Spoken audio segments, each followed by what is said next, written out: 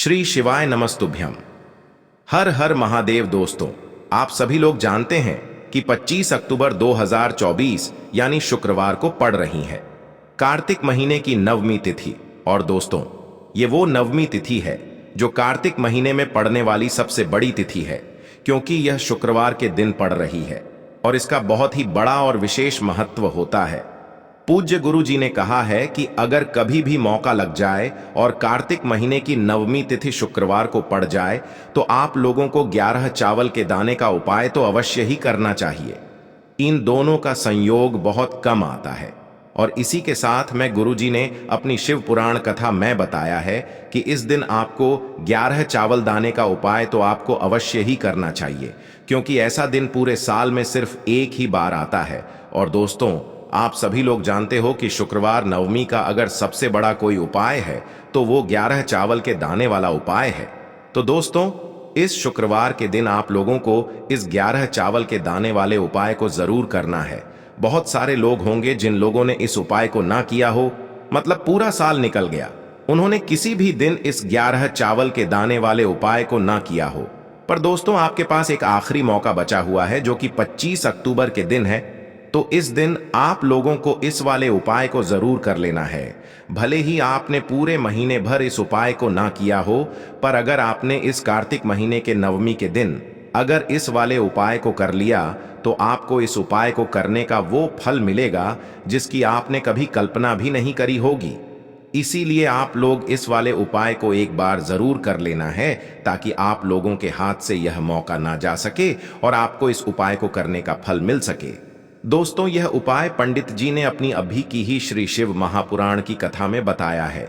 जिस उपाय को आज हम आपको बहुत अच्छे से समझाने वाले हैं। इस वीडियो को देखने के बाद इस उपाय को समझने के लिए आपको कोई और वीडियो को देखने की जरूरत नहीं पड़ेगी। तो चलिए दोस्तों, उपाय को शुरू करते हैं।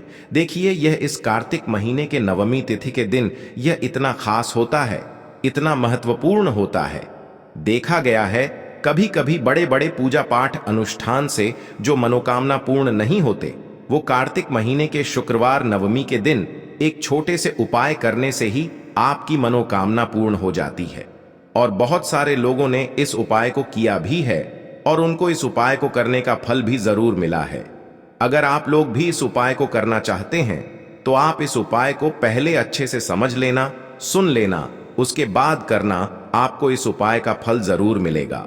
और इस उपाय को कर लेने से आपके घर में चाहे किसी भी प्रकार की दुख और समस्या क्यों ना चल रही हो, आपको उसका कारण भी नहीं पता है कि भाई यह समस्या किस कारण से चल रही है, उसका कुछ भी कारण हो सकता है, जैसे पितृदोष हो सकता है या किसी भी तरह का मंगल दोष भी हो सकता है। तो इस दिन आप लोगों को यह वाला उपाय कर लेना है।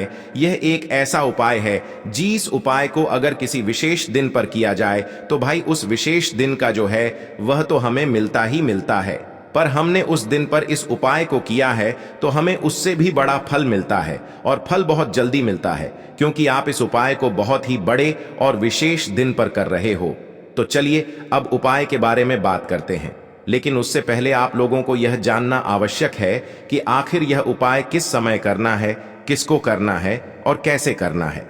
तो चलिए हम आगे आपको वीडियो में एक एक करके बता देते हैं। लेकिन उससे पहले अगर आप लोग हमारे चैनल पर पहली बार आए हैं या फिर मेरी आवाज आज पहली बार सुन रहे हैं तो हमारे चैनल को सब्सक्राइब जरूर कर लेना और इस वीडियो को लाइक करके कमेंट बॉक्स में श्री शिवाय नमस्तुभ्यम ओम नम शिवाय जरूर टाइप कर देना। तो दोस्तों, इस 11 चावल के दाने वाले उपाय को हमें इस शुक्रवार के दिन कैसे करना है, किसको करना है, किस समय करना है और कहां पर करना है, ये सारे सवालों के जवाब आपको इस वीडियो में मिल जाएंगे। और जो ये वीडियो देखेगा भाई, उसको 11 चावल के दाने वाला उपाय जरूर करना चाहिए, क्योंकि इस दिन एक चावल के दाने का भी बहुत ही बड़ा और विशेष महत्व होता है। और जब बात आ जाए 11 चावल के दाने की, तो ये सोने पे सुहागा वाली बात हो जाती है और ये एक बहुत ही बड़ा उपाय हो जाता है इस शुक्रवार नवमी का। तो अब दोस्तों, इस 11 चावल के दाने वाले उपाय को आखिर करना किसको है, सबसे पहले हम लोग वो बात जान लेते हैं। तो देखो, घर की जो बड़ी माताएं बहनें होती हैं, उन माताओं बहनों में से कोई भी एक बड़ी माता बहन इस वाले उपाय को कर सकती है। और दोस्तों, अगर आप चाहें तो अपने घर में से सभी सदस्यों को भी इस उपाय को करवा सकते हैं। अगर किसी व्यक्ति की खुद की कोई मनोकामना है, खुद की कोई दुख और परेशानी है जो कि वह अपने लिए ही करना चाहता है इस वाले उपाय को, तो वह खुद अपने लिए भी कर सकता है। बाकी अगर कोई घर में से ऐसा है जो कि अपने पूरे घर परिवार की सुख और शांति के लिए ये वाला उपाय करना चाहता है तो भाई वह भी कर सकता है, उसमें भी कोई दिक्कत वाली बात नहीं है। कहने का मतलब ये है कि इस उपाय को हर एक सदस्य भी कर सकता है और पूरे घर परिवार के सदस्य के लिए घर की बड़ी माताओं बहनों में से कोई एक माता बहन भी कर सकती है। माताएं बहनें अगर घर में उपस्थित न हो या वो यह वाला उपाय न कर पा रही हो तो फिर घर का कोई बड़ा सदस्य भी इस 11 चावल के दाने वाले उपाय को कर सकता है, चाहे फिर वह पुरुष ही क्यों ना हो, उसमें कोई भी दिक्कत वाली बात नहीं है। अब दोस्तों, इस 11 चावल के दाने वाले उपाय को हमें करना कहां पर है? हमें इसे शिव जी के मंदिर में जाकर करना है। बहुत सारे लोग प्रश्न करते हैं हर एक उपाय को करते समय क्या हम इस उपाय को घर पर कर सकते हैं? तो इस वाले उपाय को आप घर पर नहीं कर सकते हो। इस वाले उपाय को करने के लिए आपको शिव जी के मंदिर ही जाना पड़ेगा। उसके बाद में दोस्तों जो अगला प्रश्न निकल कर आता है वो यह आता है इस उपाय को लेकर कि आखिर इस उपाय को हमें किस समय करना है, सुबह के समय करना है कि शाम के समय करना है? तो देखो, इस वाले उपाय को आप लोग सुबह के समय भी कर सकते हो और शाम के समय प्रदोष काल में भी कर सकते हो। अब अगर आप पूछो कि भाई सबसे उत्तम समय कौन सा रहेगा इस 11 चावल के दाने वाले उपाय को करने का, तो हम आपसे बस यही कहेंगे कि इस उपाय को आप सुबह के समय करेंगे तो ज्यादा बेहतर होगा। बाकी अगर प्रदोष काल शाम के समय भी करेंगे तो भी अच्छा होगा, उसमें कोई भी दिक्कत वाली बात नहीं है।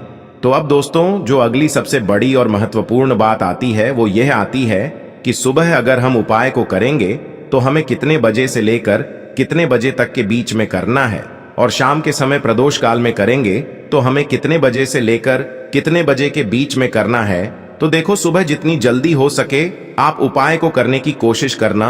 बाकी अगर किसी कारणवश लेट भी हो जाओ, थोड़ी देर भी हो जाए, तो 10 या 11 बजे तक भी आप उपाय कर लेना, पर 12 बजे से ज्यादा देरी न हो, ठीक है? इस बात का ध्यान रखना। उसके बाद में दोस्तों अगर शाम के समय प्रदोष काल की बात करें, प्रदोष काल का जो समय होता है वो शाम के 6 बजे से शुरू हो जाता है। मतलब शाम के 6 बजे से लेकर 7 बजे के बीच का जो समय होता है ये समय प्रदोष काल का समय होता है। पर अभी जो मौसम चल रहा है इस मौसम में जो है शाम बहुत देरी से होती है, तो आप इस उपाय को 7 या 8 बजे के बीच में भी कर सकते हो। मतलब शाम के 6 बजे से रात 8 बजे के बीच में आप कभी भी इस वाले उपाय को कर सकते हो, उसमें कोई भी दिक्कत वाली बात नहीं है। अब दोस्तों यहां पर इस उपाय को लेकर एक और सबसे बड़ी बात यह निकल कर आती है कि इस 11 चावल के दानों को हमें लेना कहां से होता है, और हमें इस उपाय को करने के साथ में क्या और कुछ भी सामग्री ऐसी होती है जो शिव जी के मंदिर लेकर जानी पड़ती है। तो देखो यहां पर हम आपको बता दें, सबसे पहले आप लोग ये जान लो कि यह जो 11 चावल के दाने वाला उपाय है, सिर्फ और सिर्फ आप उपाय की सामग्री लेकर कभी भी शिव जी के मंदिर मत जाना, क्योंकि हमें भगवान के सामने यह नहीं दर्शाना है कि अगर हम भगवान शिव जी के मंदिर आए हैं तो अपने फायदे के लिए आए हैं। तो इसलिए जो भी पूजन सामग्री है उपाय सामग्री है, 11 चावल के दाने, इसके साथ में आपको पूजन सामग्री भी जरूर लेकर जाना है। देखो अगर सुबह के समय उपाय कर रहे हो तो सीधी सी बात है, 1 लोटा जल तो आप लेकर जाओगे ही जाओगे। वही 1 लोटा जल अगर मिट्टी का जल हो तो बहुत अच्छा रहेगा। मिट्टी का जल कैसे बनाया जाता है इसके लिए हमने पहले से बहुत सारी वीडियोस बना दी है। आपके पास इस दिन एक आखिरी मौका रहेगा मिट्टी का जल शिव जी पर चढ़ाने का और उपाय को करने का। बहुत बड़ा आपको इस दिन फल मिलेगा, तो इसलिए इस दिन हो सके तो भाई मिट्टी का जल चढ़ाना, तो अपने साथ में कम से कम 1 लोटा जल तो आपको लेकर जाना ही जाना है। अगर मिट्टी का जल नहीं है तो घर का जल भी आप इस्तेमाल कर सकते हो। इसके अलावा जो भी पूजन सामग्री है, देखो 11 चावल के दाने ये अलग आपके रहेंगे और जो आपकी पूजन सामग्री रहेगी वो अलग रहेगी। पूजन सामग्री में आप जो भी चीज लेकर जाना चाहे वो लेकर जा सकते हैं, उसमें कोई भी दिक्कत वाली बात नहीं है। वहीं अगर हम बात करें शाम के समय की, तो शाम के समय शिव जी पर जल नहीं चढ़ता है। इसीलिए शाम के समय आप लोग एक दीपक तैयार कर लें जो कि गोल बत्ती का आटे का शुद्ध देसी गाय का घी का होगा, है ना। इस बात का आप लोगों को ध्यान रखना है और इस दीपक को आपको घर से जलाकर नहीं लेकर जाना है, भगवान शिव जी के मंदिर में जाकर ही जलाना है। इस बात का भी आप लोगों को ध्यान रखना है। अब दोस्तों यहां पर हमें इस बात को समझना है कि यह 11 चावल के दाने हमें लेना कहां से है। क्या हमें दुकान से लेकर आना है या हमें अपने घर से लेना है या कहां से लेकर आना है और कौन से चावल लेना है, क्योंकि चावल भी बहुत प्रकार के होते हैं। तो देखो इन सभी सवालों के जवाब आप लोग एक बात में सुन लो कि भाई ये जो उपाय है, इस उपाय में आपको ये नहीं देखना है कि भाई कौन से चावल है कौन से चावल नहीं है। बस जो भी चावल ले रहे हो वो चावल का दाना सबूत होना चाहिए, मतलब साबुत होना चाहिए, टूटा हुआ नहीं होना चाहिए, कटा पिटा नहीं होना चाहिए। ये बात आपको ध्यान रखना है। बाकी आपका चावल बासमती हो या सादा चावल हो या कोई सा भी चावल हो, उसमें कोई भी दिक्कत वाली बात नहीं है। तो सीधी सी बात है कि आपके घर के रसोई घर में जहां पर आप भोजन बनाते हो वहां पर जो भी चावल आपके उपस्थित हो उन चावलों में से अपनी एक कटोरी भर लेना या एक मुट्ठी चावल अलग से निकाल कर रख लेना, क्योंकि हम 11 चावल ही यहाँ पर इस उपाय में लेने वाले हैं। तो हमें यह चावल के दाने गिनकर निकालने पर डढ़ेंगे। इस बात का आप लोगों को ध्यान रखना है।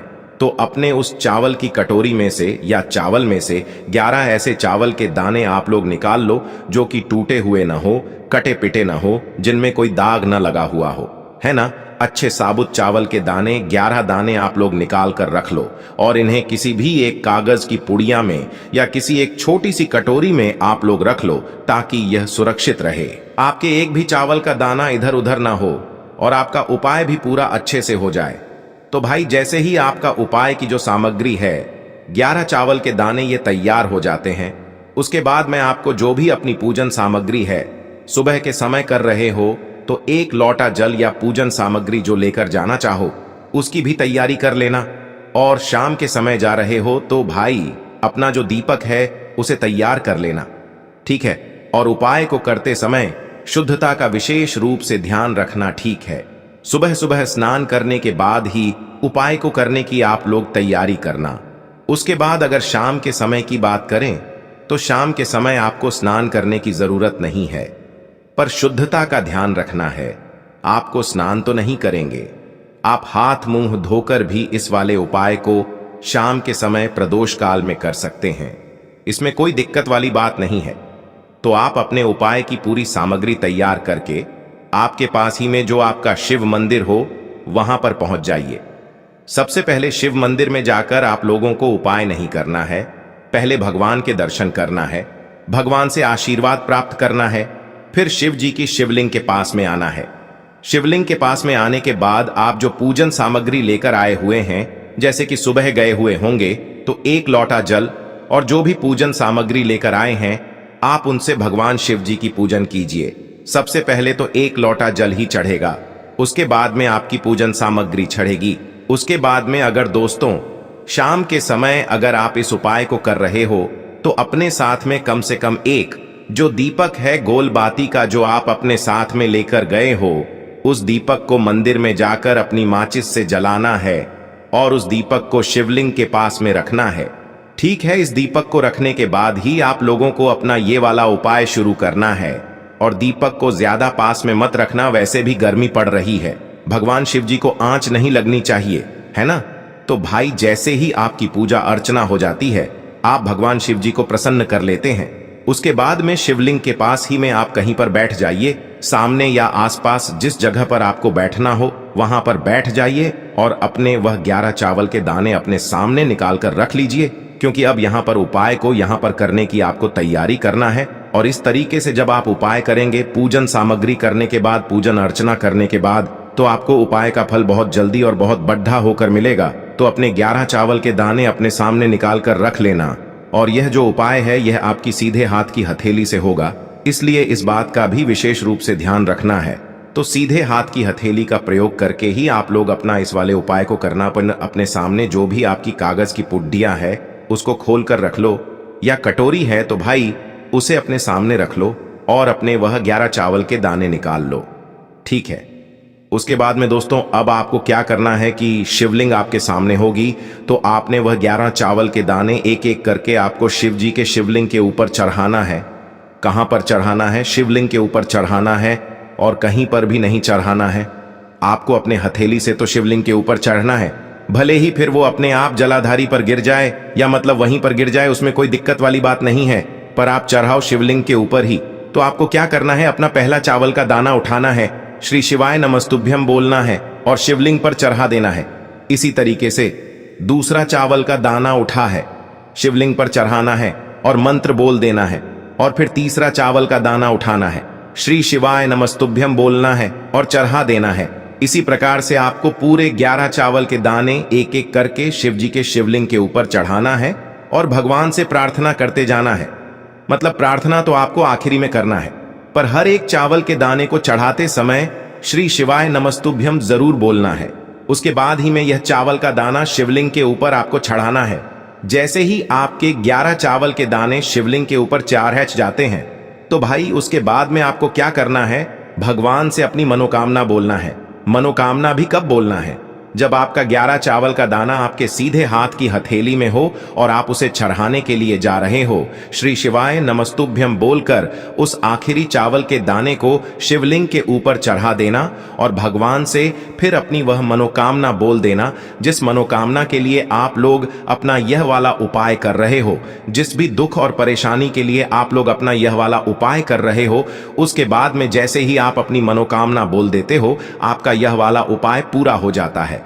पर दोस्तों, उपाय को करने के बाद आप लोगों को 2 मिनट भगवान शिव जी के मंत्र का जाप जरूर करना है और मंत्र का जाप करने के बाद भगवान से एक और बार प्रार्थना करना है अपनी मनोकामना के लिए या अपनी जो भी दुख और परेशानी है उसके लिए। इसके बाद में आप लोग भगवान को देखकर, भगवान से प्रार्थना करके, उनसे आशीर्वाद लेकर वहां से उठ सकते हैं और अपने घर पर जा सकते हैं। बस दोस्तों, यहां पर यह वाला उपाय पूरा हो जाता है। इस तरीके से जो भी व्यक्ति छोटी छोटी चीजों का ध्यान रखते हुए इस 11 चावल के दाने वाले उपाय को करेगा, निश्चित सी बात है उसे उसकी मनोकामना जल्द ही पूर्ण होगी और जो भी दुख और परेशानी है वो भी बहुत ही जल्दी दूर होंगे। और दोस्तों, अगर आपको हमारी ये वीडियो पसंद आई हो तो हमारे इस वीडियो को लाइक और चैनल को सब्सक्राइब जरूर करें। हर हर महादेव, ओम नमः शिवाय।